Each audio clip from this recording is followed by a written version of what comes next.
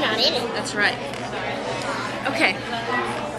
So today we are going to read a story, and I'm going to show you some pictures that kind of gives you an idea about what the story is going to be about.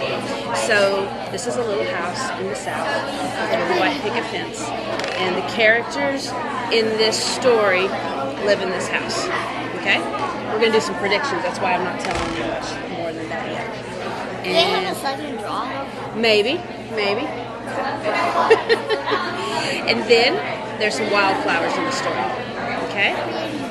Oh, So- one's dying. Oh, you're right. Yeah, I noticed that. I guess that's the way it should be in real life, anyway. So what I'm going to do before we read the story is our activity today is called the story impression. And so I'm going to give you a series of vocabulary words, and then you are going to write what you think is going to happen in the story. It's just going to be your own prediction, an opportunity to be creative and think about how the words fit together. And you're just going to write some sentences tying these words together into your own prediction of what the story might be about. Okay? You ready? All right. So here's a pencil. So you take each of those words, and then you just write real short sentences. It doesn't have to be real long. And So with multiple words in them. yeah, and just make sentences out of the words and kind of join them together to figure out what you think might happen in the story based on those words. Do you have questions about any of the meaning in the story? Like we talked about how that was a little bit unusual, how she said, "What occasion have I to move?" So he keeps asking her, "Has she moved?" And she says, "Well, why would I move?" But she is moving, right? Yeah, before I thought she meant move out. Uh-huh. Right. And It's like on what occasion, like holiday. I know, it's unusual.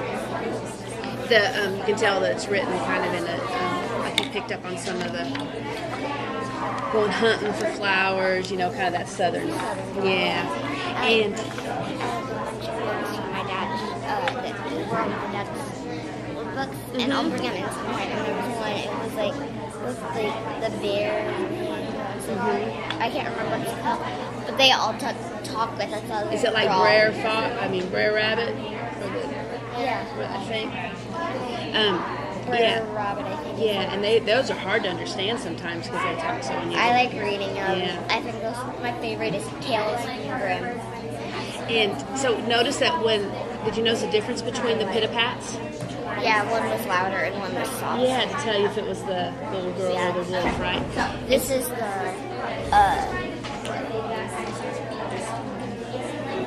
see, this is three little pit-a-pats. Yeah, pit-a-pat, And then pit-a-pat. she's That's pat, it. pit, a bat, Uh-huh. pit, a bat. And you know that's the wolf.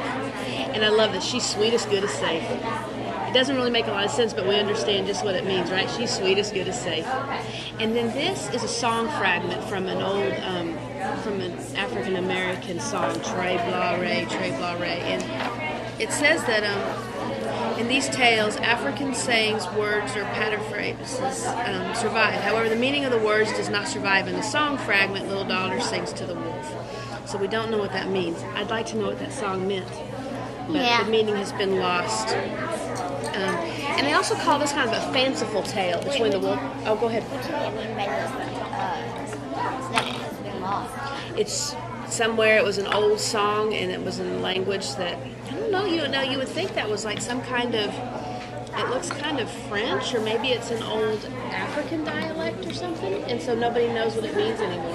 Sometimes languages are lost where nobody knows what they mean anymore. Like some Native American languages, nobody can speak them anymore. They're gone, right?